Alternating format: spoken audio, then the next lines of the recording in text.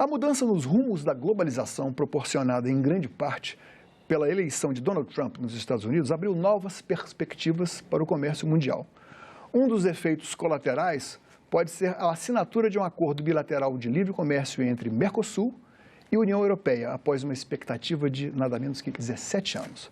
Para conversar sobre esse tema, a Cidadania recebe o senador Fernando Collor, presidente da Comissão de Relações Exteriores e Defesa Nacional do Senado. Seja bem-vindo, senador. Muito obrigado. O senhor pode traçar um breve histórico desses 17 anos de muita espera e pouco avanço? Lamentavelmente, e nós entendemos que todo processo de negociação demanda tempo, mas, lamentavelmente, na relação Mercosul-União Europeia, esse tempo se prolongou além do esperado.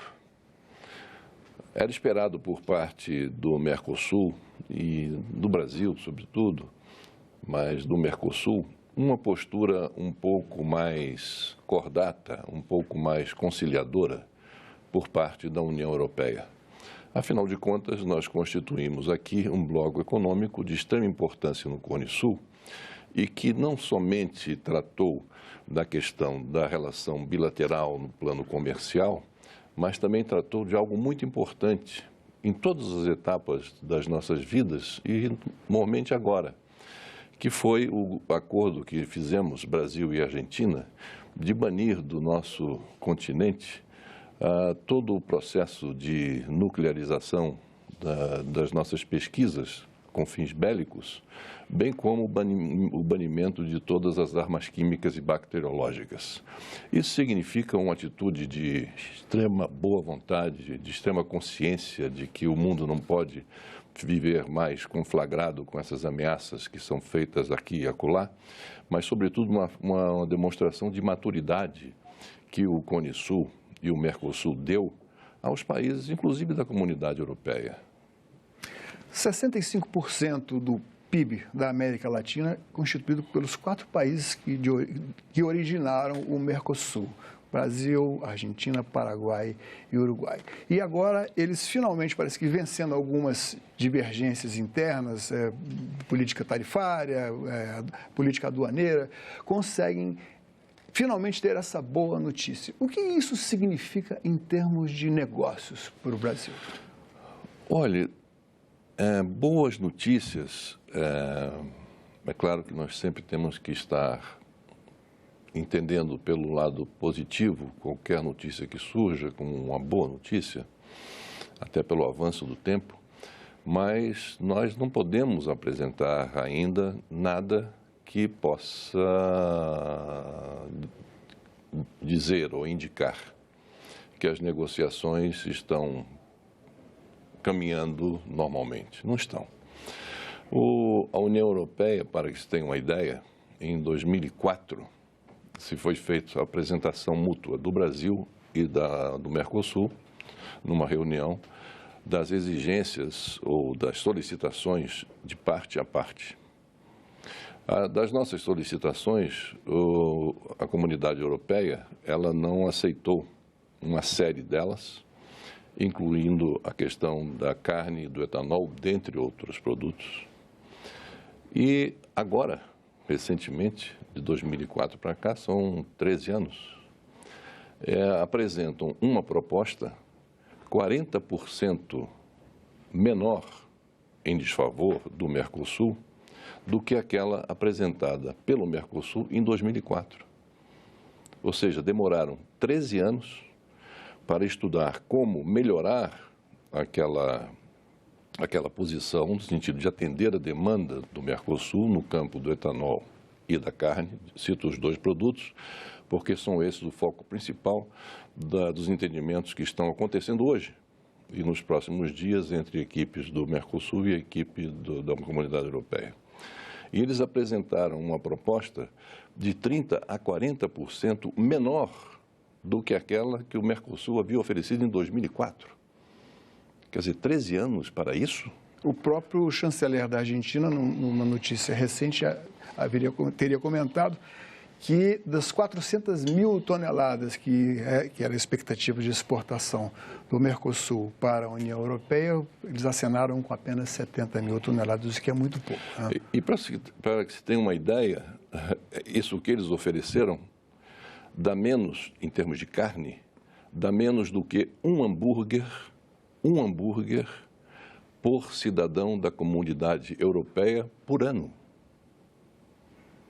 Essa quantidade que eles ofereceram significa, em termos de consumo, um hambúrguer por cada habitante da comunidade europeia por ano. Quer dizer, isso é um escárnio, isso é um tratamento indigno que o Mercosul deve protestar de forma veemente, porque nós queremos fazer uma negociação em termos sérios e respeitosos. E essa contrapartida e essa oferta que foi feita pela comunidade europeia, ela chega a ser ofensiva. Nós precisamos de ter o respeito da comunidade europeia, como nós demonstramos em todos os momentos, desde a abertura em relação aos nossos parceiros comerciais, respeito a eles. É isso que nós desejamos e que chegue rapidamente a uma negociação que atenda minimamente os mútuos interesses da comunidade europeia e do Brasil. Nós vamos ter em dezembro agora uma reunião da OMC em Buenos Aires e nós aguardamos, até em obediência ao que nos foi prometido pelo embaixador do Brasil, da comunidade europeia no Brasil, de que até novembro nós teríamos esse acordo finalizado. Hoje eu não acredito mais que nós tenhamos esse acordo finalizado, contrariando a palavra empenhada do senhor embaixador da comunidade europeia no Brasil. Mas eu espero que, pelo menos, nessa reunião da OMC que será realizada em Buenos Aires, que nós tenhamos um pré-acordo, um acordo pré-alinhavado, para que nós possamos mostrar na OMC que as nossas negociações estão, aí sim, se nós conseguirmos vencer esses obstáculos de agora, é um curto espaço de tempo, até dezembro, que nós estamos agora sim voltando a tratar de questões sérias, objetivas e com respeito mútuo. Essa declaração sua é recentíssima, porque até fiquei surpreso, porque num momento de uma certa euforia, o senhor está colocando uma peça de cautela aí do discurso como o presidente da Comissão de Relações Exteriores aqui do Senado. Mas eu pediria a sua atenção e a dos telespectadores para que nós víssemos alguns dados aqui relativos ao comércio do Brasil do Brasil com a União Europeia. As exportações, aqui nós tivemos um decréscimo, nós comparecemos com 34 bilhões, 0,65% do que o bloco exporta. E nas importações, nós correspondemos a 37 bilhões comparecemos com 37 bilhões, 0,68% do que o bloco importa. Houve um decréscimo, né, nesse comércio bilateral de 10% em 5 anos, que exatamente mostra um cenário negativo quando se esperava que pelo panorama mais protecionista com que o Donald Trump acena, com que o Brexit, inclusive, acena no momento, quer dizer, um momento de retração. Não, pelo que o senhor declarou agora, não nos é oferecido algo que seja condigno com a participação do bloco Mercosul e, consequentemente, com o Brasil, que é o líder do Mercosul. Claro. Isso aí essa queda representa, enfim, a queda dos preços das commodities e do processo todo que nesse período, nesses últimos 5 anos, o Brasil e outras economias do Mercosul, mas sobretudo o Brasil, vem atravessando, né? Então, isso aí reflete a situação econômica que o Brasil, vem atravessando, junto com outros países também do bloco, mas associado a isso o preço das commodities. Então isso representa dá a razão dessa queda. Mas eu acho que rapidamente isso será recuperado, os preços das commodities agora estão reagindo, tanto que a China, em função dessa melhora dos preços das commodities, a China hoje, não mais a União Europeia, é o principal parceiro comercial do Brasil. e também da Argentina.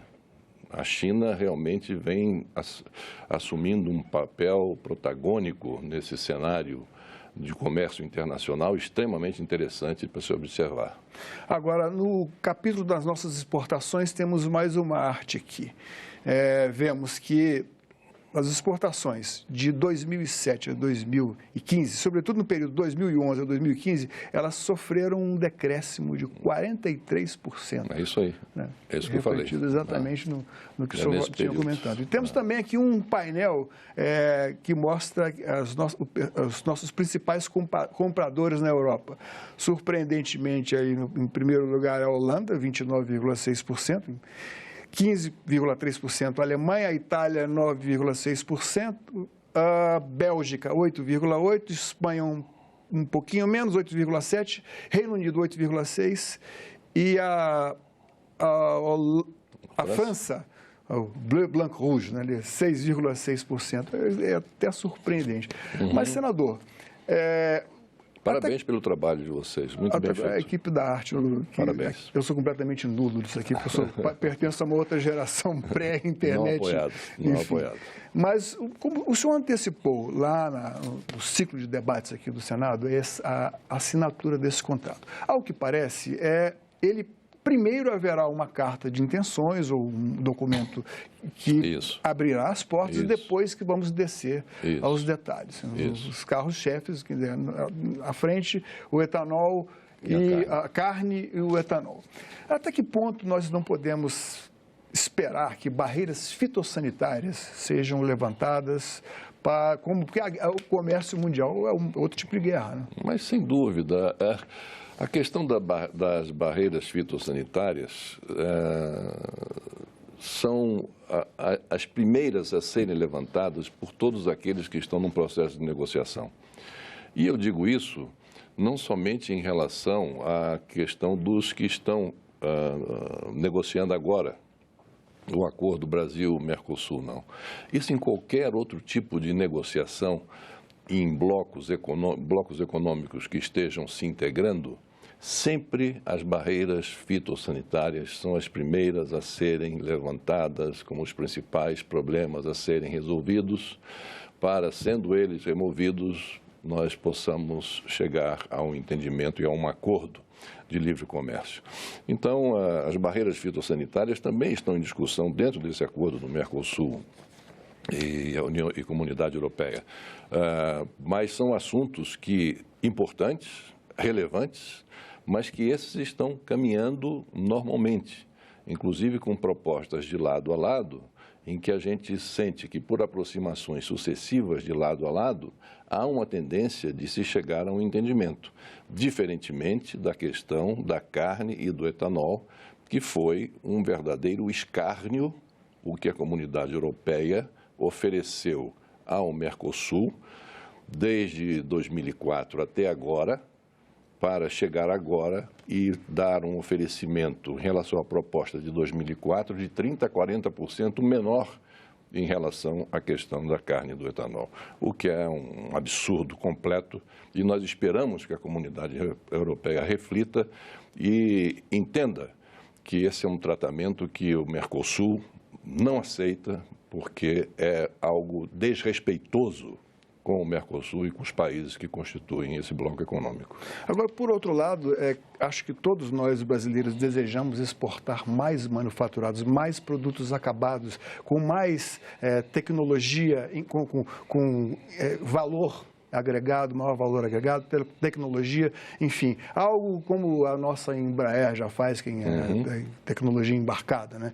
E, enfim, nossos produtos básicos, nossos produtos que são exportados, são 48,3% commodities, soja, minérios e café, quer dizer, café parece que a gente volta talvez até a primeira metade do século XIX ainda, enfim. E manufaturados e semi-manufaturados ainda muito pouco. Nós temos aí um percentual, mas se a gente for ver, talvez o valor desses manufaturados do ponto de vista tecnológico, seja talvez até inferior àquilo que nós poderíamos estar. O senhor o senhor que combate o protecionismo, sobretudo no ciclo de debates que a comissão promove, que vale a pena assistir aqui na TV Senado a cada 15 dias, às 18 horas, né, sobre o Brasil no cenário internacional.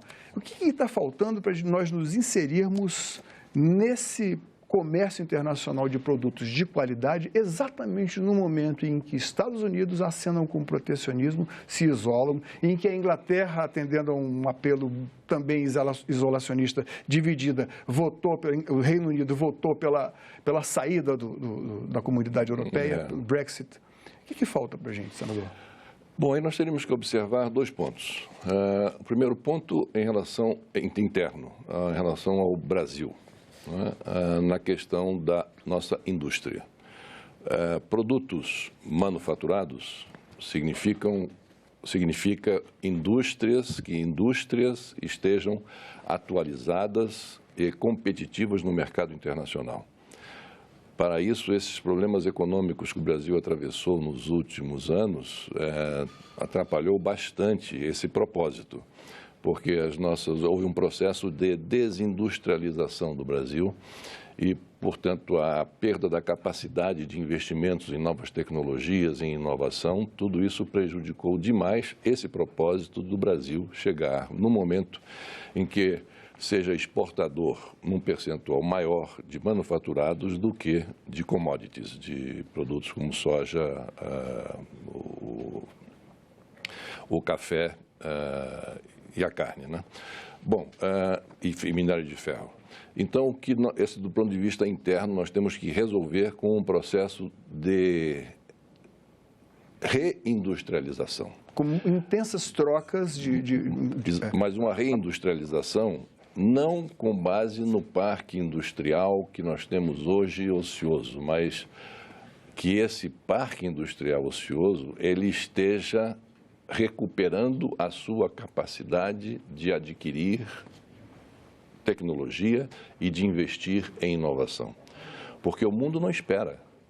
Nesse tempo todo em que nós ficamos nessa recessão, o mundo não ficou esperando que o Brasil, não vamos esperar o Brasil sair da recessão para nós voltarmos então a competir. Não, o mundo continua avançando celeremente em novas tecnologias, em inovações muito importantes, né, ao longo desse tempo. E o Brasil, infelizmente, não pôde disso participar. Então, isso do ponto de vista interno. Cabe a nós fazermos o nosso dever de casa e recuperarmos o tempo perdido, investindo fortemente em novas tecnologias e inovação. Do ponto de vista externo, nós temos um problema que é essa onda a partir dos Estados Unidos, protecionista, que está aparecendo. Muito motivada pelos órfãos da globalização, né?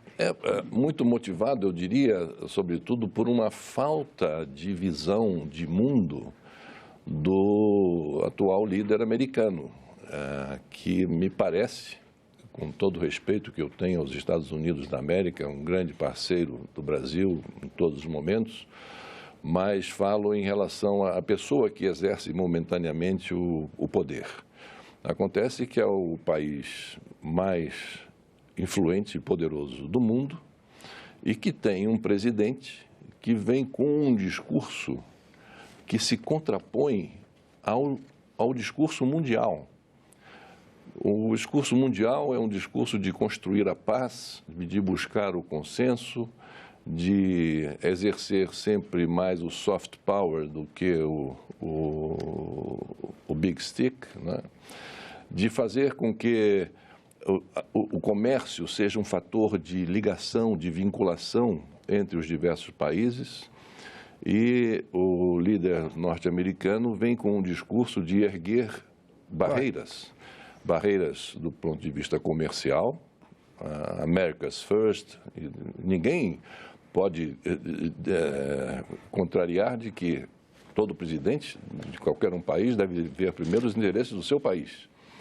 Então, mas o America's First dele, ele vê os interesses não somente do país no discurso, mas esse America's First demonstra que ele está desfazendo o seu próprio discurso quando se isola. Porque a América não pode ser forte sem a participação de seus parceiros comerciais. Ele parece que ficou concentrado em arrasar a política do presidente anterior, presidente Obama, inclusive daquele tratado de comércio com os países da Ásia, os países do Pacífico, do tratado Transpacífico, enfim, avançou em outras questões. Na questão ambiental também, a retirada do país do tratado do Acordo de Paris, né? Enfim, essa questão ambiental. Então, ele vem tratando o mundo como se somente fizesse parte do mundo próprio dos Estados Unidos da América. Além de criar essas barreiras protecionistas, né, e criar problemas para a questão dos imigrantes, com essa questão da construção do muro, dividindo o México e os Estados Unidos. Nós aqui já pensamos na frente que criamos uma nova lei de imigração. Talvez não tenhamos condições ainda de abrigar os refugiados, aquelas pessoas que pedem asilo. Não temos, talvez isso ainda seja uma pressão sobre os nossos serviços básicos em algumas regiões, como por exemplo em Roraima. Mas do ponto de vista legal, nós avançamos muito mais, acenamos numa outra direção. Mas nessa questão, enfim, na questão da barreira física, né, entre o México, e dizendo que ao presidente mexicano, ao povo mexicano, caberá o pagamento pela construção desse muro, é uma posição, é uma retórica muito perigosa, sobretudo quando ela vem do presidente da maior potência do mundo. Nessa questão dos refugiados, foi muito bom você tocar nesse assunto, porque o Brasil tem hoje uma lei de imigração, ou de migração, considerada como uma das mais avançadas do mundo. Que é da Comissão de Relações criada lá, Comissão de Relações Exteriores. Que é de autoria do atual chanceler, então senador, quando foi apresentada essa proposta no Senado, Aloysio Nunes Ferreira, e que foi aprovada, né, uma iniciativa parlamentar de uma lei importantíssima. Mas o que é importante dizer em relação aos refugiados é que hoje, pelos dados das Nações Unidas, existem no mundo 64 milhões de refugiados, por diversos motivos. Por motivos de guerra, por motivos de perseguição política, por motivo de fome, enfim, por motivo de religião. São 64 milhões os refugiados hoje no mundo. O Brasil, dados de dezembro de 2016, havia no país cerca de 10 mil refugiados, para uma população de 200 milhões de habitantes. Ora, o que significam 10 milhões de refugiados para uma população de 200 mil habitantes no país, com 10 mil refugiados para uma população de 200 milhões? Essa questão da Venezuela é uma questão muito localizada e que é um ponto ali, como nós tivemos os nossos irmãos do Haiti, que houve uma leva de haitianos também recentemente, só que eles entraram pelo Acre, pelo Peru e depois pelo Acre. E houve, claro, de repente chega um número de pessoas em estados que são estados pequenos, como o Acre e Roraima, e isso há um impacto nos serviços básicos, né? Mas isso foi resolvido no Acre de uma maneira muito correta, de uma maneira muito tranquila pelo governador Tião Viana, com a participação decisiva do senador Jorge Viana e dos senadores, o Petecão também, enfim, e outros, e a bancada federal do Acre. Então, tudo isso foi resolvido a contento. Como agora também já se começa o governo federal, do mesmo jeito que apoiou o Acre nessa questão da migração dos haitianos, está ajudando também o governo de Roraima e rapidamente isso será resolvido. Então, migração não é problema para o Brasil, até porque nós somos resultados de um processo de migração. O Brasil é o que é, graças à imigração que teve. Senador, muito obrigado pela sua presença aqui no Cidadania. Vamos esperar que as notícias sobre o acordo Mercosul-União Europeia sejam boas e que todas essas barreiras, enfim, possam cair. Eu espero, sinceramente, que o acordo possa sair, pelo menos esse pré-acordo, até dezembro, quando haverá a reunião da OMC em Buenos Aires, mas para isso é necessário contarmos não é mais com uma boa vontade, é com o respeito da comunidade europeia aos países que compõem o Mercosul. Essas propostas que eles apresentaram agora, depois de 13 anos, reduzindo em 40% a proposta de 2004, é algo que eu considero um escárnio. Isso nós não podemos aceitar. Nós exigimos respeito da comunidade europeia nesse processo negocial que irá nos levar, eu não tenho dúvida e acredito muito nisso, a um acordo finalizado entre Mercosul e a comunidade europeia. Mais uma vez, muito obrigado. Mande suas críticas e sugestões para nós. O WhatsApp é 61 999661616. O telefone do Alô Senado é 0800 61 2211. E se quiser ver de novo ou baixar qualquer um de nossos programas, acesse senado.leg.br/tv. Um abraço a todos e até o próximo Cidadania.